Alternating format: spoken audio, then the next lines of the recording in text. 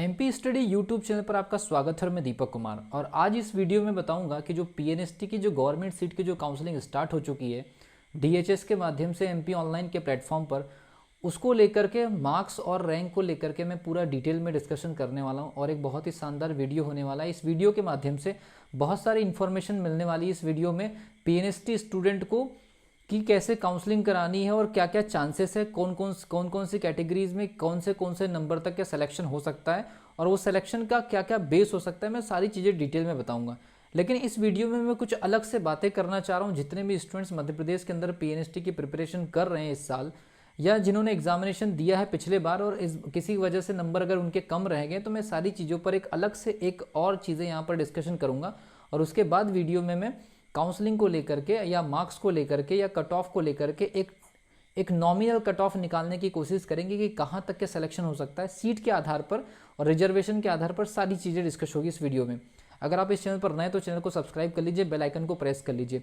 मैं सबसे पहली चीज़ आपको बताना चाहूँगा, इस यूट्यूब चैनल पर जो भी वीडियोज़ अपलोड होती है वो भले बाकी इस पर्टिकुलर कैटेगरी से जो भी वीडियोज़ अपलोड होती है सबसे लास्ट में मैं वीडियो अपलोड करता हूँ। जब तक ये पूरी ऑथेंटिक इन्फॉर्मेशन नहीं आ जाती मैं कभी भी वीडियोज़ अपलोड नहीं करता। सबसे पहली चीज़ मैं आपको बताना चाहूँगा कि जो पीएनएसटी की जो काउंसलिंग हो रही है इसके लिए कई स्टूडेंट्स ने हमारे टेलीग्राम चैनल के या कई दूसरे स्टूडेंट्स ने बाकायदा एमपी ऑनलाइन पर या सीएम हेल्पलाइन पर कई बार कॉल किया है। लगभग 400 से 500 से भी ज़्यादा स्टूडेंट्स ने लगातार कॉल करके ये काउंसलिंग के लिए प्रेशर बनाया। ये काउंसलिंग इतनी आसानी से नहीं हुई है। मैं ये नहीं मानता कि काउंसलिंग इजीली हो गई है, ठीक है, क्योंकि जिन स्टूडेंट्स ने कॉल किया है और जिस प्रकार से उनको रिस्पांस मिला है वो स्टूडेंट्स ही जानते हैं। दूसरी चीज़, जितने भी स्टूडेंट्स प्रिपरेशन कर रहे हैं आप लोगों से एक रिक्वेस्ट है कि किसी भी प्रकार की जो अफवाह या गलत जो न्यूज़ होती है उनका शिकार आप मत होइए। आप लोगों ने देखा कितने प्रकार से स्टूडेंट्स को अफवाहों का शिकार बनाया गया। पहले एक हवा चली कि नीट के थ्रू पीएनएसटी होगा और उसमें कोचिंग इंस्टीट्यूट ने पूरी तरह से स्टूडेंट्स को ऐसे भ्रम में और जाल में डाल दिया और अपनी इंस्टीट्यूट की फ़ीस बढ़ा दी और उसके बाद फिर स्टूडेंट्स को एक बहुत भारी भरकम फीस में एक तरह से फंसा लिया।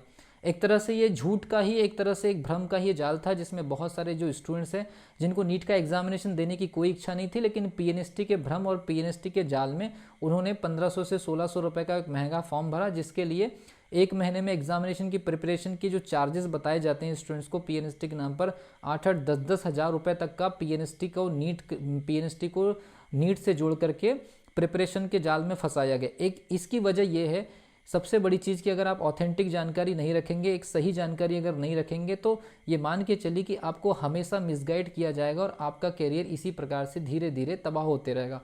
और सबसे बड़ी चीज़, जब ये मेडिकल एजुकेशन की काउंसलिंग चल रही थी तो उस समय कई लोगों का कहना था कि वो जो सीट बढ़ी थी 390 से जो 810 हुई थी, वही लोग कह रहे थे कि कई लोग स्टूडेंट को ये फैला रहे थे कि वो 810 जो सीट है वो गवर्नमेंट की सीट कन्वर्ट कर दी गई है, इसीलिए गवर्नमेंट की सीट के ऊपर किसी का कोई ध्यान ही नहीं गया। और बहुत सारी जो टॉपर लड़कियां थी वो मेडिकल एजुकेशन की काउंसलिंग में भाग लेकर के वो चली गई।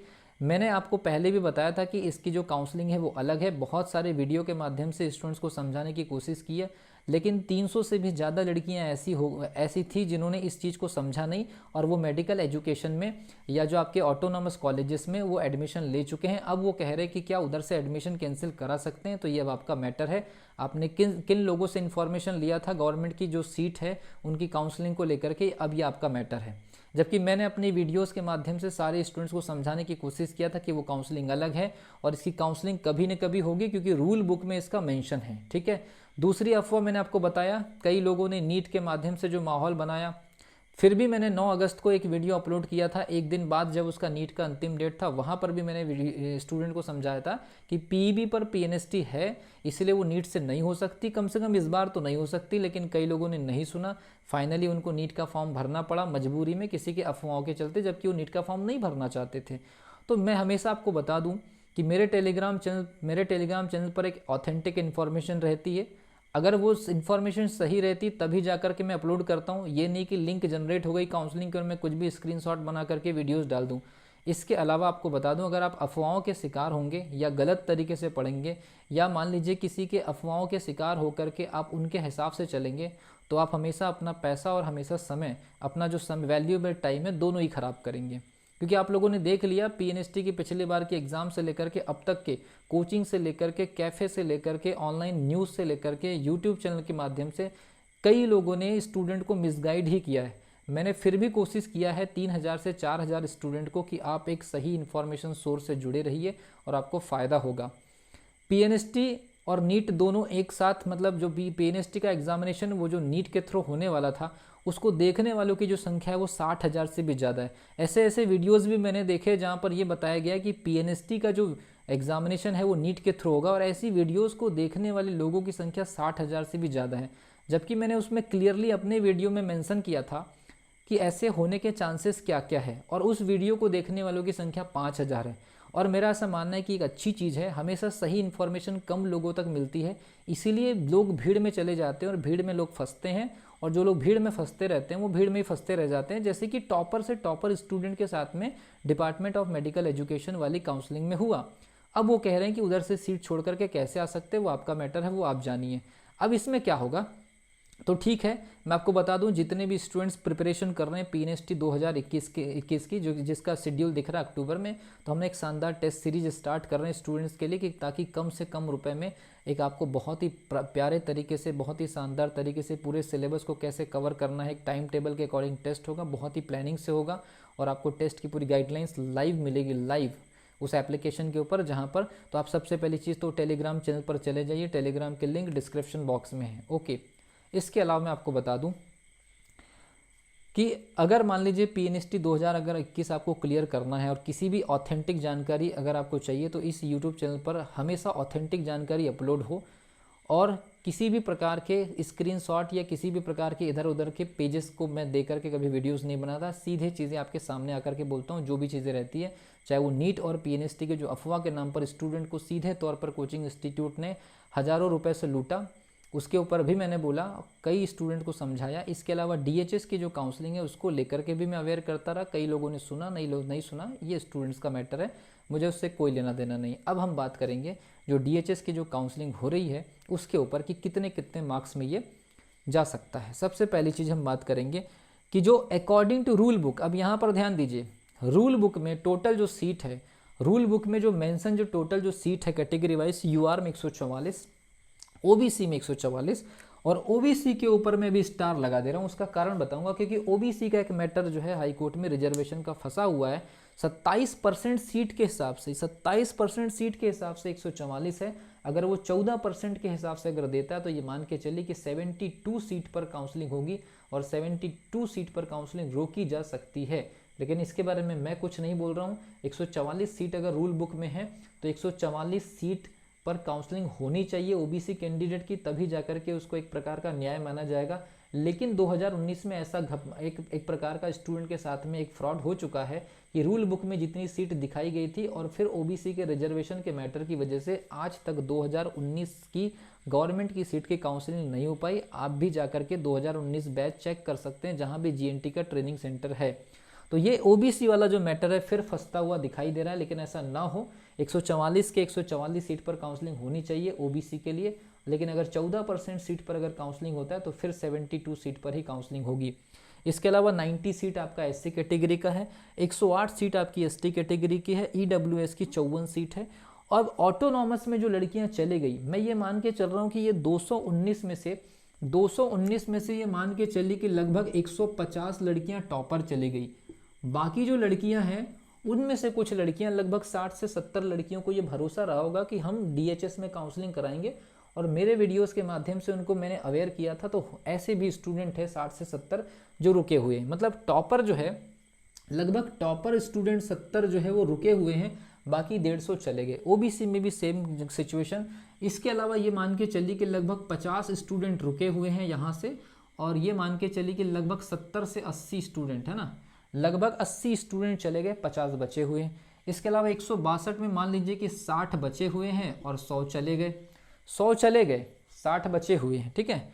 इसके अलावा 81 में ये मान के चले कि 60 जो है वो चले गए और ये 20 बचे हुए हैं, ठीक। ये 20 बचे हुए हैं और ये मान के चलिए कि टॉपर है, ये यहाँ पर 20 बचे हुए हैं, ये 60 बचे हुए हैं, ये 50 बचे हुए हैं, ये 70 बचे हुए हैं और ये 70 बचे हुए हैं, ठीक है, ठीक। और इसके अलावा जो भी कैंडिडेट है वो टॉपर वाले चले गए, ठीक है, और बाकी जो है वो रुक गए। मतलब जो एक्स्ट्रा 70 नंबर वाले, जो एक्स्ट्रा 70 इधर टॉपर रुके हुए होंगे, तो कम नंबर वाले 70 चले गए होंगे। ठीक है, यहाँ पर जैसे 70 रुके हुए हैं तो उनकी वजह से एक्स्ट्रा कम नंबर वाले 70 स्टूडेंट जो है वो डिपार्टमेंट ऑफ मेडिकल एजुकेशन में चले गए होंगे। मान लीजिए, इसका एक तर्क समझते हैं, एक पूरा का पूरा कैलकुलेशन समझना बहुत जरूरी है। 144 ओबीसी का, मान लीजिए एक ओबीसी में तो मैंने आपको स्टार लगा दिया, लेकिन फिर भी मैं ओबीसी के हिसाब से बता दूं, अगर 144 सीट गवर्नमेंट की अगर पैक होती है ओबीसी की डीएचएस गवर्नमेंट की काउंसलिंग के ऊपर, और वहां से जो टॉपर है वो लगभग 150 चले गए, तो 150 कैंडिडेट तो चले गए। अब बच गए 70 स्टूडेंट। अब बच गए हैं आपके पास में कितने स्टूडेंट टॉपर? 70 स्टूडेंट बच गए।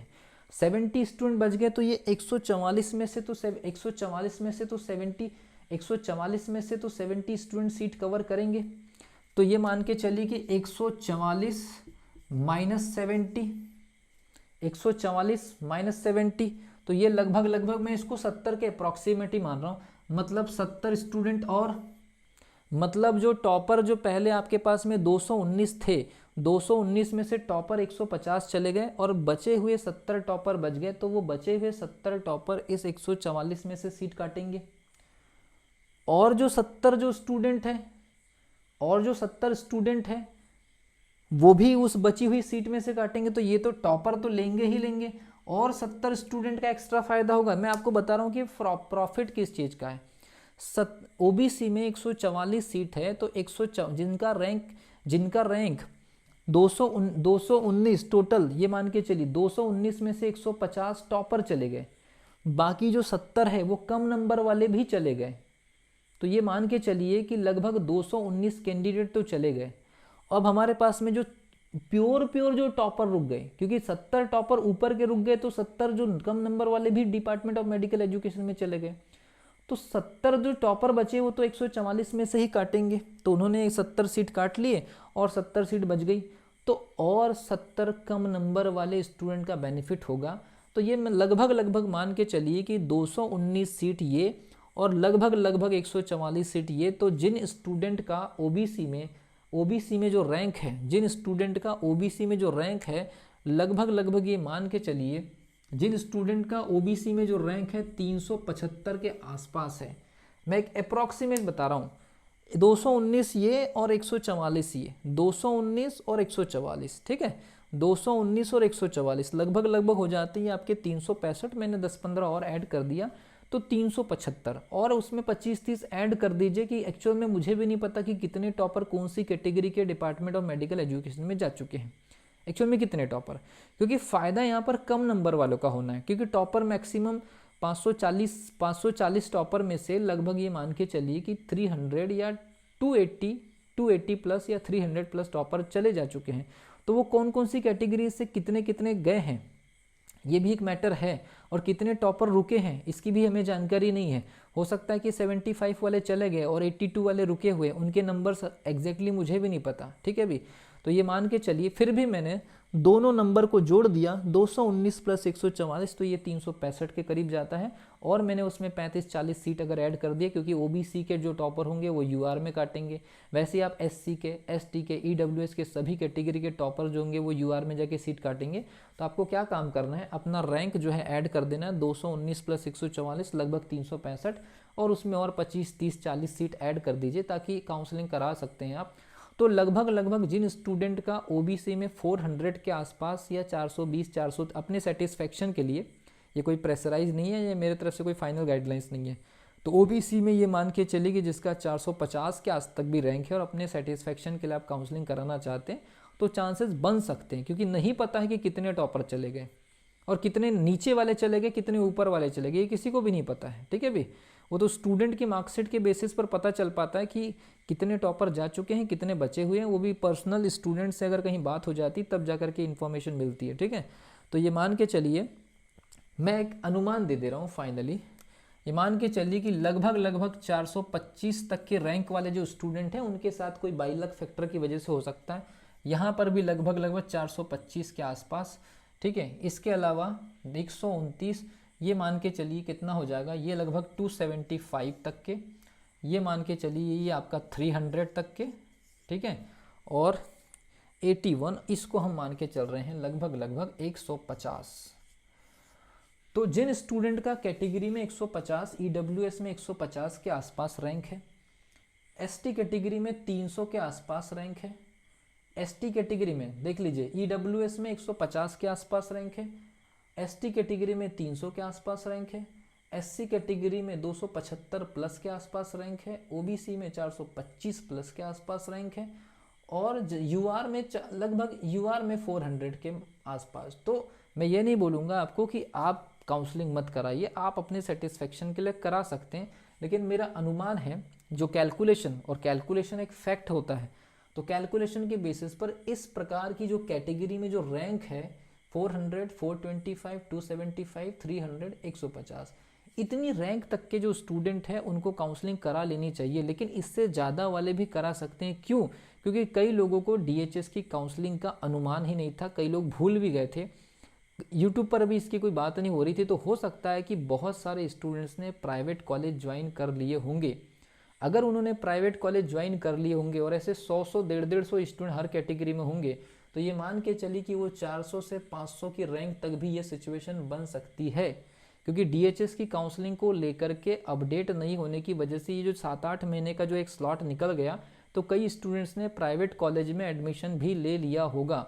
और प्राइवेट कॉलेज में कितने लोगों ने एडमिशन ले लिया है, अलग अलग डिस्ट्रिक्ट की सिचुएशन अलग अलग होती है, इसकी कोई इन्फॉर्मेशन नहीं है। तो ये मान के चलिए कि उसमें हर कैटेगरी के 100 स्टूडेंट अगर निकल गए होंगे प्राइवेट कॉलेजेस में एडमिशन लेकर के, तो फिर ये मान के चलिए कि ये संख्या जो है, ये नंबर और आपका जो है ये राइज कर जाएगा। 275 के साथ में ये 350 मान के चलिए, ये 400 मान के चलिए, ये 150 की जगह ये मान के चलिए 250 या 225। अगर ऐसा होता है तो बहुत सारे स्टूडेंट डीएचएस की काउंसलिंग पर भरोसा ही नहीं कर रहे थे, तो उन्होंने क्या काम किया होगा, उधर डीएमए की काउंसलिंग होगी, इधर प्राइवेट कॉलेज में एडमिशन ले लिया, और वो हर कैटेगरी के 100 स्टूडेंट्स अगर निकल गए तो फिर और सिचुएशन बन सकती है। तो ऑप्शंस देखिए कि कितने रैंक तक के 400, 525, 500, 350, 400, 225, 225। क्यों? क्योंकि अगर हो सकता है एक बार आपने रजिस्ट्रेशन कराया और दूसरे राउंड में आपको रजिस्ट्रेशन का मौका न मिले, इसीलिए कम से कम इतने रैंक तक के स्टूडेंट को तो कराना चाहिए, चाहे एक बार आपका पैसा बर्बाद ही हो जाए, क्योंकि वैसे भी पैसे बहुत ज़्यादा बर्बाद हो जाते हैं। कई लोग झूठ बोल करके आपसे पैसे ले लेते हैं, कोचिंग के बहाने, कैफ़े के बहाने, या फिर कई और चीज़ें होती है। ठीक है, तो इतना जो 500, 525, 350, 40, मतलब 400 और 225, इतना जो रैंक है, ये वाला जो रैंक है, ये मेरे हिसाब से सेफ्टी आपको दे सकता है सिलेक्शन के लिए। क्योंकि प्राइवेट कॉलेज में एडमिशन और ये फिर इधर टॉपर का जाना, कम नंबर वालों की किस्मत खुल रही है। मैं आपको पहले बता दे रहा हूँ, हर कैटेगरी में 60 से 70 ईडब्ल्यूएस को छोड़ करके, क्योंकि यहाँ सीट ऑलरेडी कम है। ठीक है, तो 60 से 70 स्टूडेंट्स का कैरियर जो है वो बनने वाला है कम नंबर के साथ में भी। लेकिन इसके पीछे ये पूरा का पूरा लॉजिक है, जो मैंने वीडियो काफ़ी लंबा बनाया है। तो ये वाला जो स्लॉट है ये छोटा वीडियो है, अगर आपको पूरा स्टार्टिंग से देखना है तो वो वाला वीडियो देख लीजिए, जो बड़ा साइज़ का वीडियो है जिसमें सारी इन्फॉर्मेशन मैंने आपको दी है। मिलता हूँ अगली वीडियो में, तब तक के लिए wish you all the best.